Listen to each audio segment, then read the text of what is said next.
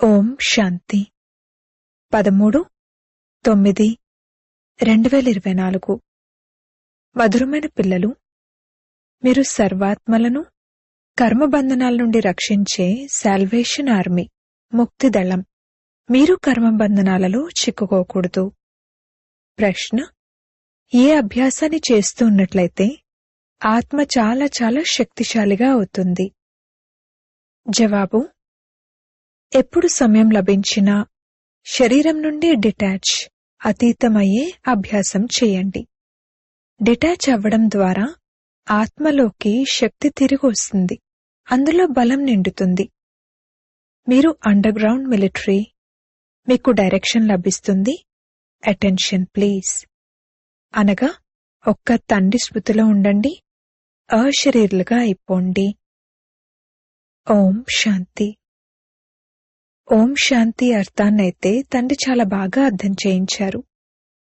ఎక్కడైతే మిలిటరీ నిలబడి ఉంటుందో అక్కడ వారు అటెన్షన్ అంటారు. వారి అటెన్షన్ అనగా సైలెన్స్. ఇక్కడ కూడా తండ్రి మీకు అటెన్షన్ అని చెప్తారు, అనగా ఒక్క తండ్రి స్మృతిలో ఉండండి. నోటితో మాట్లాడాల్సి వస్తుంది, లేదంటే వాస్తవానికి మాట్లాడడం నుండి కూడా దూరం అయిపోవాలి. అటెన్షన్. తండ్రి స్మృతిలో ఉన్నారా? తండ్రి డైరెక్షన్ లేక శ్రీమతం లభిస్తుంది. మీరు ఆత్మను కూడా గుర్తించారు, తండ్రిని కూడా గుర్తించారు. తండ్రిని స్మృతి చేయకుండా మీరు వికర్మాజీతులుగా లేక సతోప్రధానులుగా పవిత్రులుగా అవ్వలేరు. ముఖ్యమైన విషయమే ఇది. తండ్రి అంటారు, మధురాతి మధురమైన ప్రియమైన పిల్లలు, స్వయాన్ని ఆత్మగా భావిస్తూ తండ్రిని స్మృతి చేయండి. ఇవన్నీ ఈ సమయంలోని విషయాలే. వీటినే వారు అటువైపుకు తీసుకువెళ్ళిపోయారు. వారు కూడా మిలిటరీయే, మీరు కూడా మిలిటరీయే. అండర్ గ్రౌండ్ మిలిటరీ కూడా ఉంటుంది కదా. వారు మాయమైపోతారు, అనగా గుప్తంగా ఉంటారు. మీరు కూడా అండర్ గ్రౌండ్ లో ఉన్నారు. మీరు కూడా మాయమైపోతారు, అనగా తండ్రి స్మృతిలో లీనమైపోతారు. దీనినే అండర్ గ్రౌండ్ అంటారు. మిమ్మల్ని ఎవ్వరూ గుర్తించలేరు, ఎందుకంటే మీరు గుప్తంగా ఉన్నారు కదా. మీ స్మృతి యాత్ర గుప్తమైనది. కేవలం తండ్రి నన్ను స్మృతి చేయండి అని చెప్తారు, ఎందుకంటే తండ్రికి తెలుసు స్మృతి ద్వారానే ఈ అభాగ్యుల కళ్యాణం జరుగుతుంది అని. ఇప్పుడు మిమ్మల్ని అభాగ్యులు అనే అంటారు కదా. స్వర్గంలో అభాగ్యులెవ్వరూ ఉండరు. ఎవరైతే బంధనాలలో చిక్కుకుని ఉంటారో వారిని అభాగ్యులు అంటారు. ఇది కూడా మీరు అర్థం చేసుకున్నారు, తండ్రి అర్థం చేయించారు. మిమ్మల్ని లైట్ హౌస్ అని కూడా అంటారు. అలాగే తండ్రిని కూడా లైట్ హౌస్ అని అంటారు. తండ్రి గడియ గడియ అర్థం చేయిస్తారు. ఒక కంటిలో శాంతిధామాన్ని, ఇంకొక కంటిలో సుఖధామాన్ని ఉంచుకోండి. మీరు లైట్ హౌస్ వంటివారు. లేస్తూ కూర్చుంటూ నడుస్తూ మీరు లైట్గా అయి ఉండండి. అందరికీ సుఖధామం, శాంతిధామం యొక్క దారిని తెలియజేస్తూ ఉండండి. ఈ దుఃఖధామంలో అందరి నావ చిక్కుకుపోయింది. అందుకే ఓ నావికుడా, నా నావను తీరానికి చేర్చండి అని అంటారు. అందరి నావ చిక్కుకునుంది, దానిని ఎవరు రక్షిస్తారు? వాస్తవానికి వారేమీ సాల్వేషన్ ఆర్మీ, ముక్తిదళం కారు. ఏదో అలా పేరు పెట్టేశారు. వాస్తవానికి సాల్వేషన్ ఆర్మీ అంటే మీరే. మీరు ప్రతి ఒక్కరినీ రక్షిస్తారు. అందరూ పంచవికారాల సంకెళ్లలో చిక్కుకుని ఉన్నారు. అందుకే మమ్మల్ని విముక్తులను చేయండి, రక్షించండి అని పిలుస్తూ ఉంటారు. తండ్రి అంటారు, ఈ స్మృతి యాత్ర ద్వారా మీరు తీరానికి చేరుకుంటారు. ఇప్పుడైతే అందరూ చిక్కుకునున్నారు. తండ్రిని తోట యజమాని అని కూడా అంటారు. అన్నీ ఈ సమయంలోని విషయాలే. మీరు పుష్పంలా అవ్వాలి. ఇప్పుడైతే అందరూ ముళ్లలా ఉన్నారు, ఎందుకంటే హింసకులుగా ఉన్నారు. ఇప్పుడు అహింసకులుగా అవ్వాలి, పావనంగా అవ్వాలి. ఎవరైతే ధర్మస్థాపన చేయడానికి వస్తారో అక్కడ పవిత్రాత్మలే వస్తారు. వారు అపవిత్రులు కాలేరు, మొట్టమొదట ఎప్పుడైతే వస్తారో అప్పుడు పవిత్రంగా ఉన్న కారణంగా వారి ఆత్మకు లేక శరీరానికి దుఃఖం లభించదు, ఎందుకంటే వారిపై ఎటువంటి పాపము ఉండదు.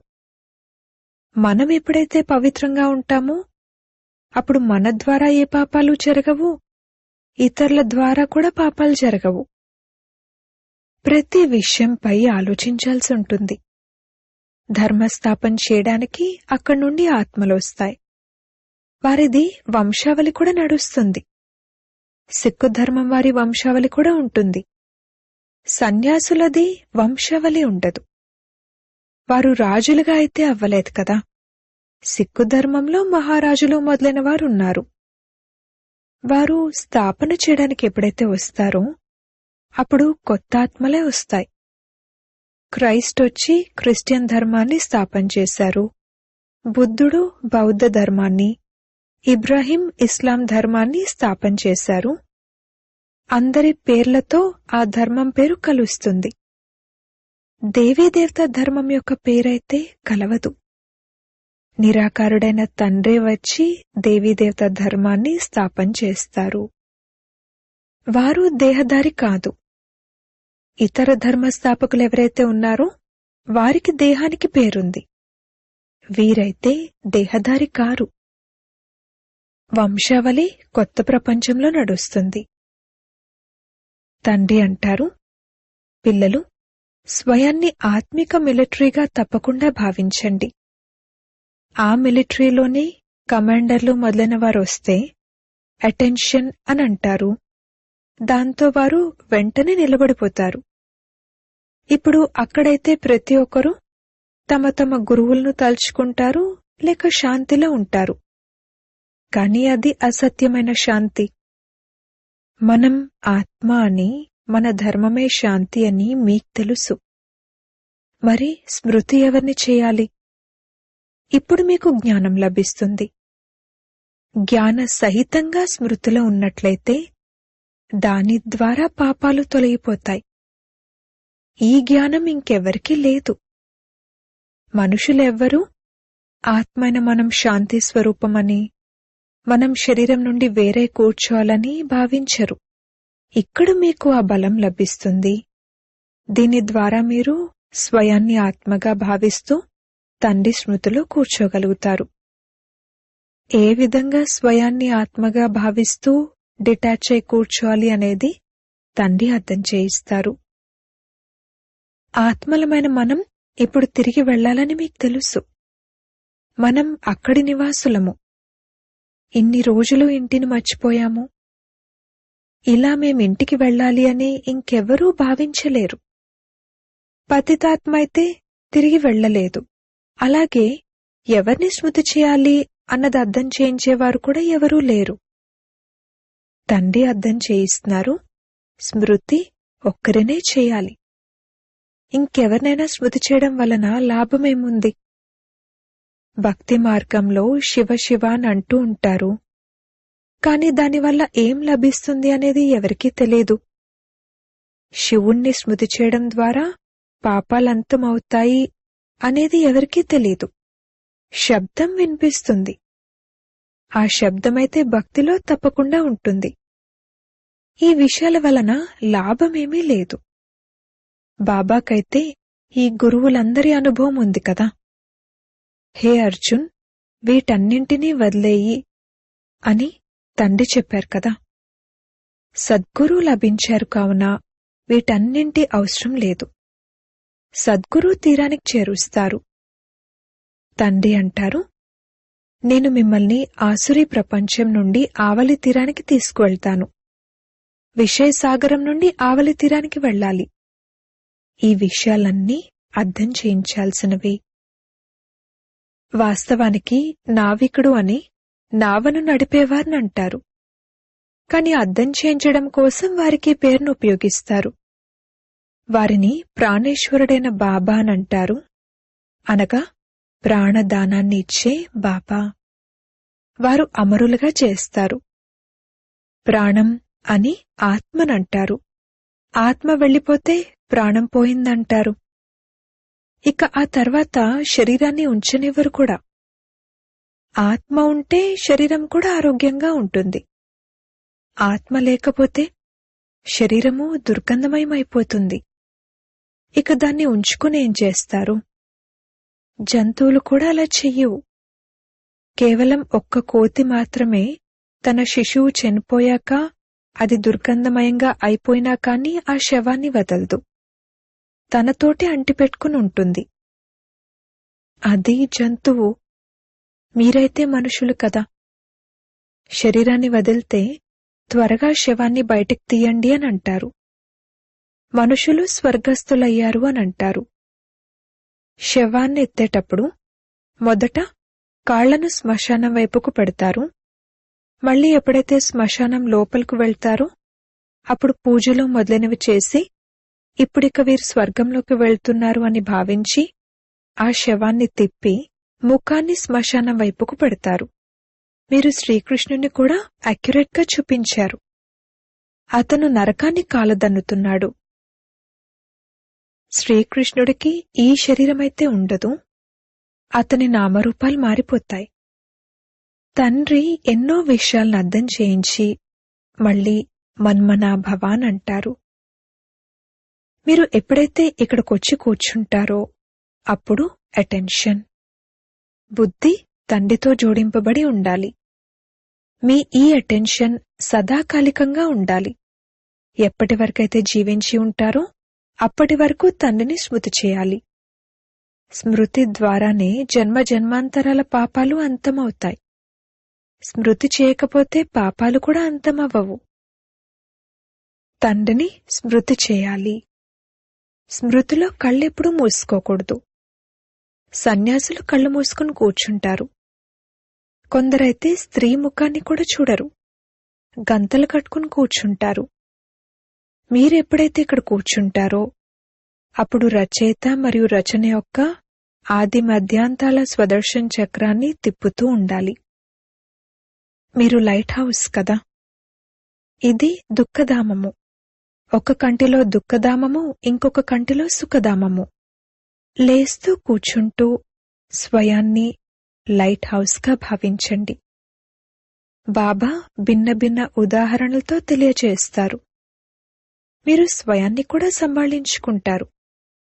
లైట్ హౌస్ అవడం ద్వారా మీ కళ్యాణాన్ని చేసుకుంటారు. తండ్రిని తప్పకుండా స్మృతి చేయాలి. ఎవరైనా దారిలో కలిస్తే వారికి తెలియచేయాలి.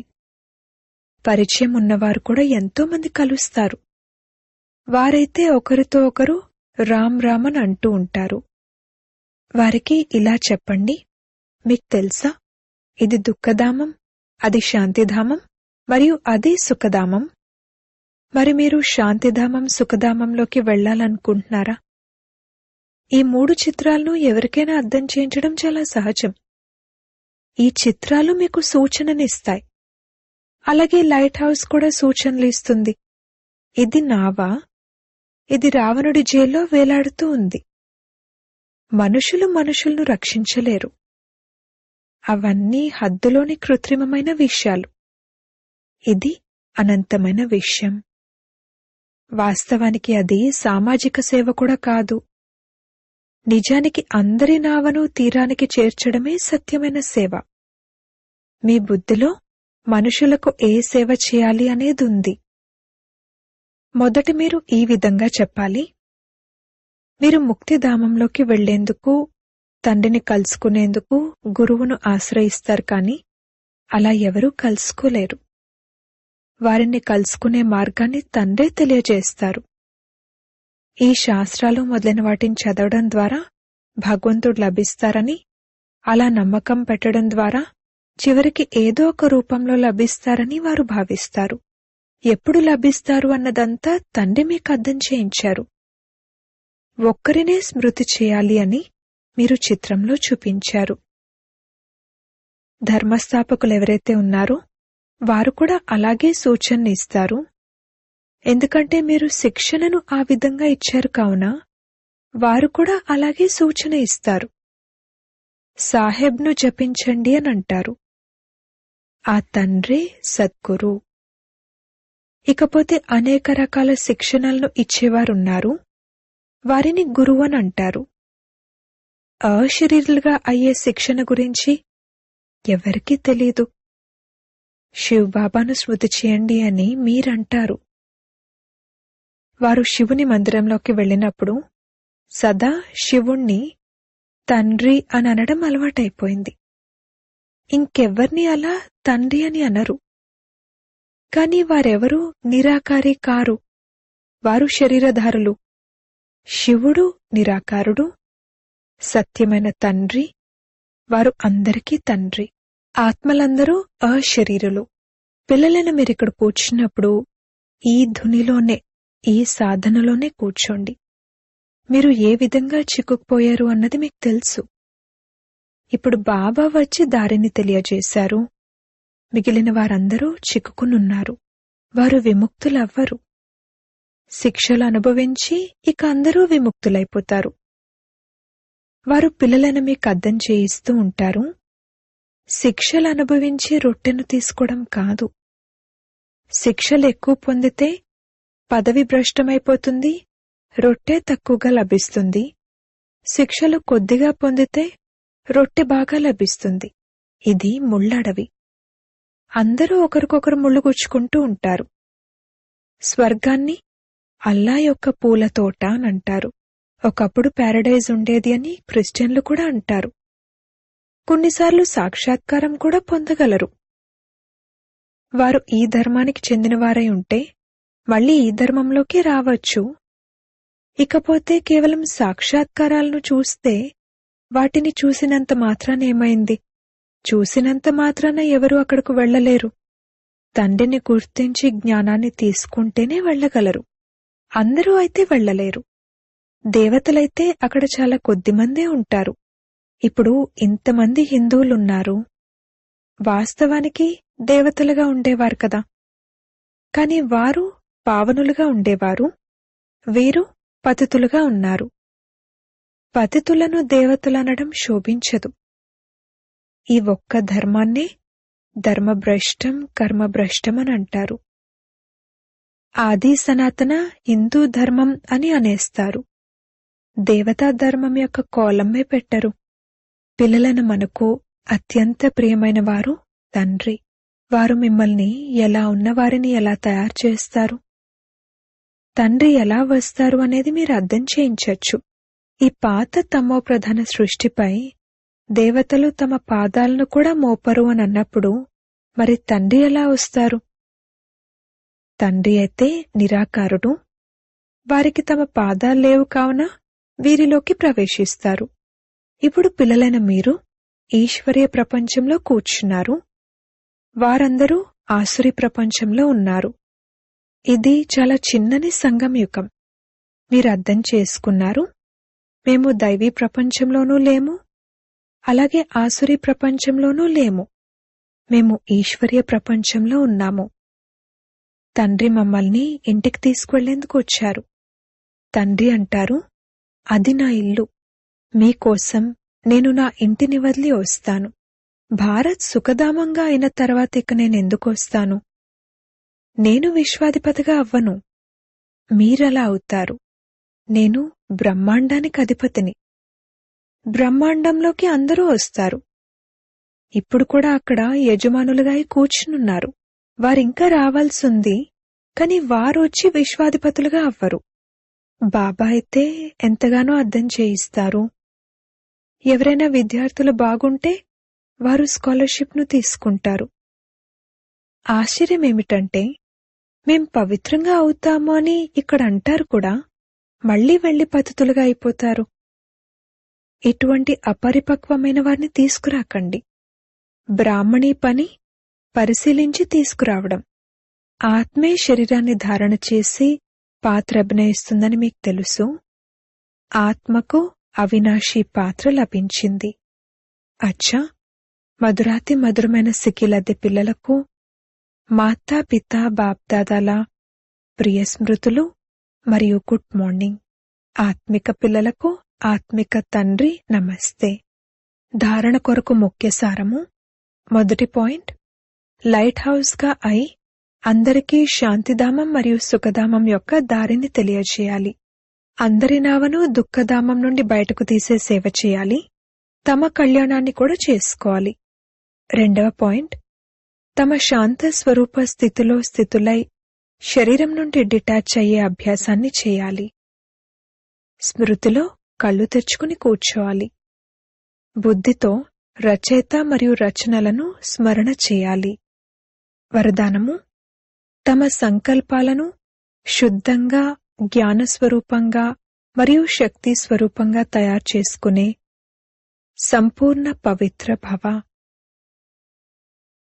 తండ్రి సమానంగా తయారయ్యేందుకు పవిత్రత ఫౌండేషన్ను దృఢంగా చేసుకోండి.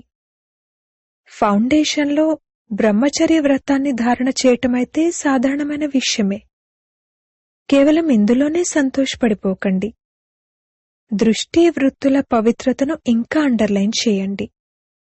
దాంతో పాటుగా తమ సంకల్పాలను శుద్ధంగా, జ్ఞానస్వరూపంగా, శక్తి స్వరూపంగా తయారు చేసుకోండి. సంకల్పాలలో ఇప్పుడింకా చాలా బలహీనత ఉంది. ఈ బలహీనతను కూడా సమాప్తం చేయండి. అప్పుడు సంపూర్ణ పవిత్రాత్మ అని అంటారు. స్లోగన్: దృష్టిలో అందరి పట్ల దయ మరియు శుభభావన ఉన్నట్లయితే అభిమానం మరియు అవమానం యొక్క అంశం కూడా రాలేదు. ఓం శాంతి.